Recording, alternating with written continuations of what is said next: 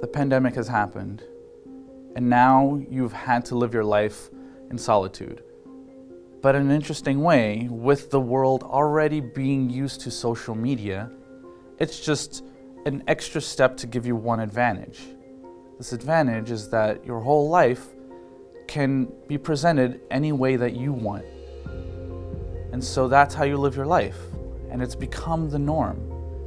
For you, you can be anybody you want because you can edit to the general public who you really are. But it shouldn't be bad, right? The Roots of Restlessness. Memory text.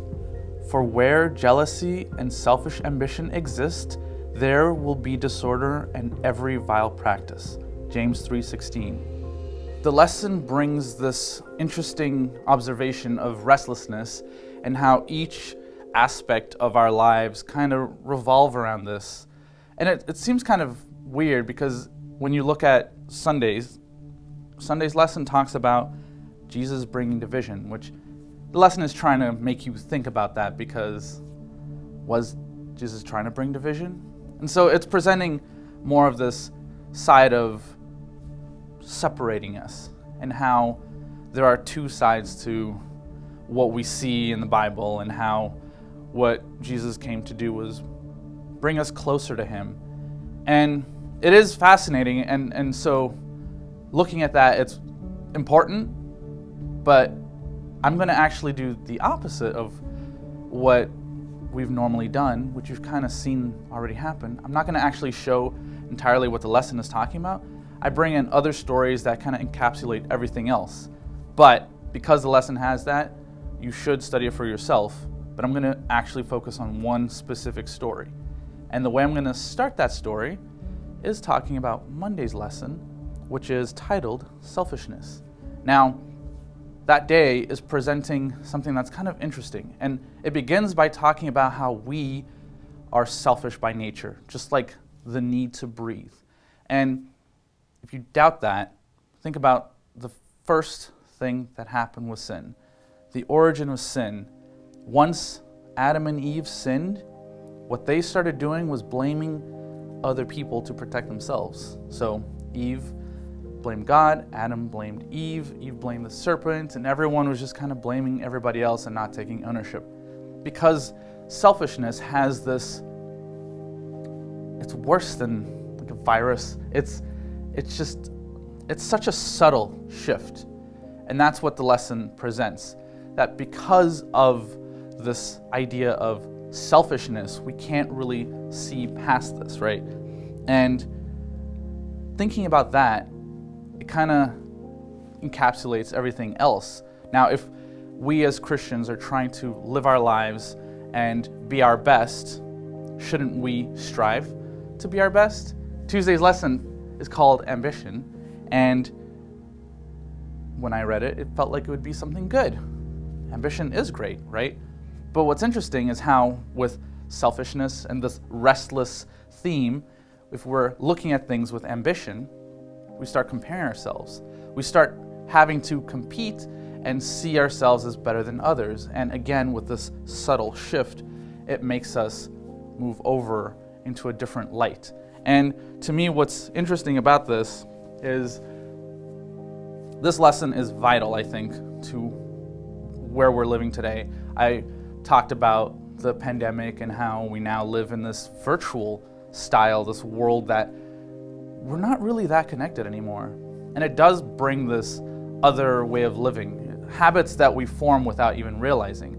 And hypocrisy is the title of Wednesday that touches on how Tuesday and Monday are kind of combining in a way where something can seem good at first, and in order to live with that, we start having to change our ways. And one thing I've said or thought of a lot in the past is how to deal with sin, we kind of see a pattern where if you mess up, admitting it, improving your life, changing that is vital and important.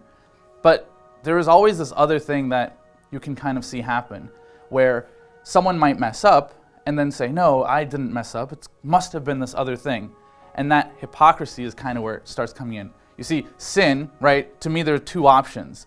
Either you recognize that you have sinned, you learn from it and change, or to cope with the fact that you sinned, you tell a lie, you tell yourself something else, fooling yourself to living with whatever you did to make sense of it. And it's a subtle thing, but it's a way to keep living.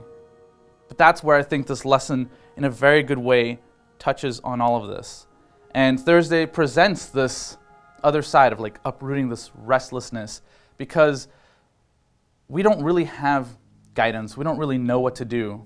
And so because of sin, because of this journey that we kind of try to figure out what sort of purpose we have, that's like the big pattern that we see in the world, how people try to cope in various ways to find that purpose. We are all just roaming around trying to figure out what to do. And if we have this truth, this message that is supposed to help us, then why doesn't it work?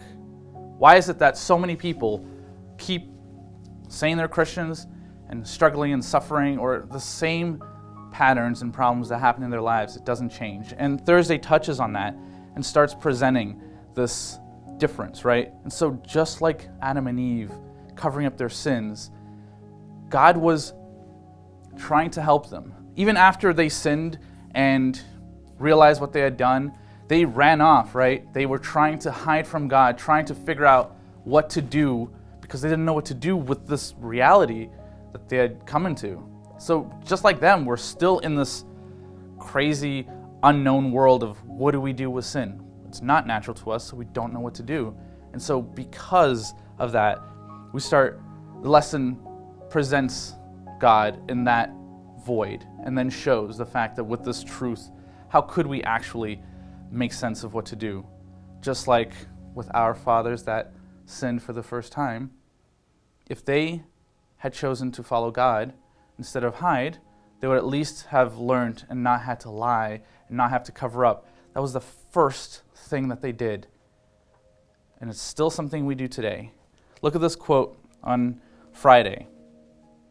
There can be no growth or fruitfulness in the life that is centered in self. If you have accepted Christ as a personal Savior, you are to forget yourself and try to help others.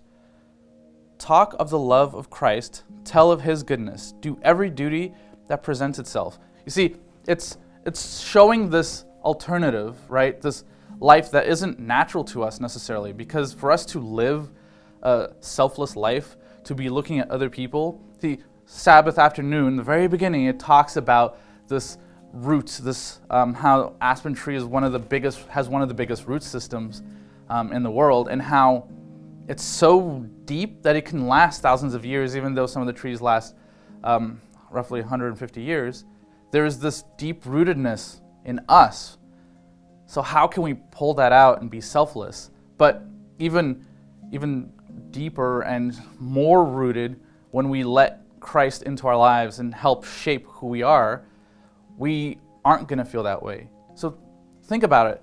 If you post something online and you talk to people and you only cut out what was bad and only share what's good, people will think your life is great.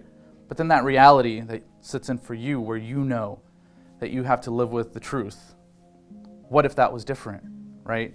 And so here, the reason why this restlessness changes is because God came, right? Presented His Son, and the sacrifice of Jesus, where we were able to have Jesus in our place.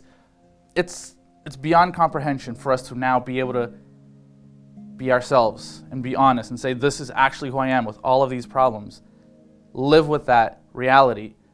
But the step that we take to be able to break free from that is what this lesson is talking about. That we're finally able to shift away from this burden, this lie that we have to live with, to believe that it's better in the way that we can fabricate. We have this reality of Jesus dying for us, and we are scared to grasp it. We would rather create our own lie to cope instead of the truth, which is beyond comprehension, of love, of sacrifice, that gives us that opportunity.